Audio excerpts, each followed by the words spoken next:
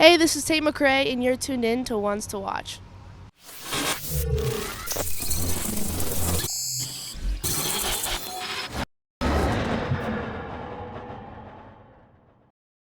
Tate McRae is a singer and dancer who writes her own music and is just trying to share her art with the world. Who is Tate McRae?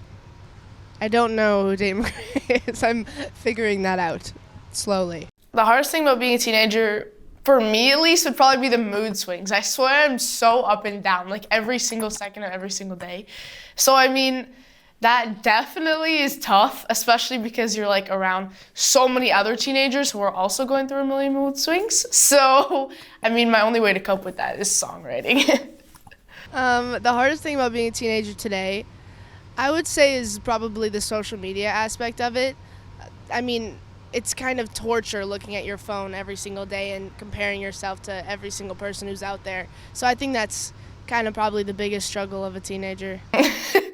I mean, it's definitely hard because my life is very consumed with my work right now, and it has been since I was like 9 years old. But I definitely take the time to like figure out who my real friends are and definitely make an effort to see them and make sure I'm like visiting them on a daily basis and like being able to see people. I mean, I'm a very social person, so I will actually go insane if I don't see people my own age. I don't have a lot of time outside of music. The schedule is very busy right now, so it's very hard to make time for friends. I wake up in the morning. I go to school, an actual school, for about 2 hours. I've done a lot of my schoolwork like in previous years.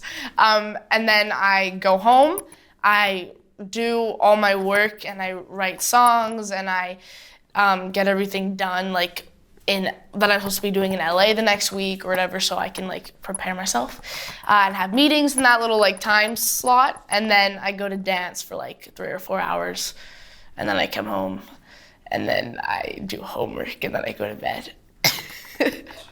So a day in my life would usually be I wake up early in the morning, I go work out, I probably have a couple interviews, and then I go straight to a writing session or rehearsals or something, and I'll get back late at night, and then I'll eat dinner and repeat it again. I mean, right now the crazy experience would be signing with RCA Records. That was pretty cool just because, you know, I never thought that I would sign with an actual record label. I got number 1 on pop radio, which was crazy, but the crazy experience is that my team brought me like this massive cake of my face. It was like sitting in my house for like 3 weeks. It was just huge. Biggest cake I've ever seen in my life, so that was crazy. My biggest pet peeve would have to be when people chew with their mouth open. Probably. I've had to sign a person's forehead before. I mean, I think it's so weird when people make me sign their electronics. I'm like, what if you hate me in 1 year? Like, then you're gonna really regret this signature that I'm putting onto your phone. I have had some crazy fan experiences. I feel like the weirdest part is when they're just like crying a lot, and when they come up to you, I think it's like the cutest thing in the entire world. I'm like, don't want them to cry, but it's just like the coolest experience getting to meet them every time. It's been weird because I've been in a pandemic for a majority of my career, but it's still been crazy. I think people resonate with my music because I write about like teenage issues, you know, just like everything that's going in my head, and you know, everything that I write about is so real and so genuine to myself, so I just feel like people can connect with my words and be like, oh, I can never say that, but that's exactly how I feel. I feel like people resonate with my music because it's genuinely just things I've felt before. And if you're writing from something that you feel as a human and it's not something just superficially made up, I feel like people have gone through it at some point. We're all very, very similar in a lot of ways, but just like don't even realize it until you write songs.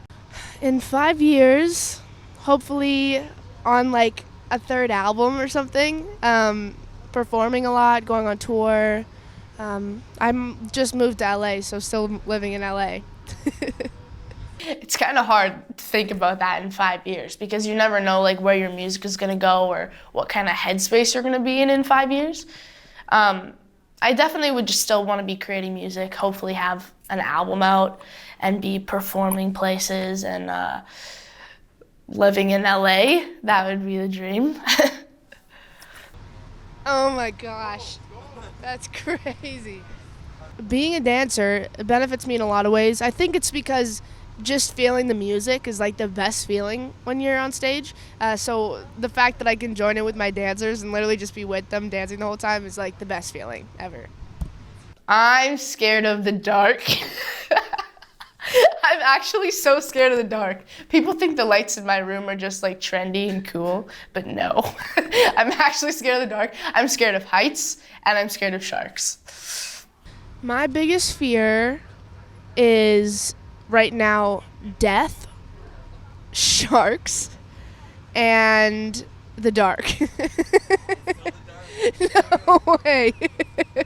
So I'm deathly allergic to fish, so I still hate it. I mean, I love fish. Like, if I could eat fish, I would eat it all the time, but I'm deathly allergic, so I don't want to do that. And I love mayonnaise because in sandwiches, it's really good. I really hate mayonnaise. I think that's gross. I really don't like mayonnaise. I've changed. I know. If I could give one piece of advice to my younger self, it would be just trust that everything you're doing is supposed to happen for that reason. So yeah.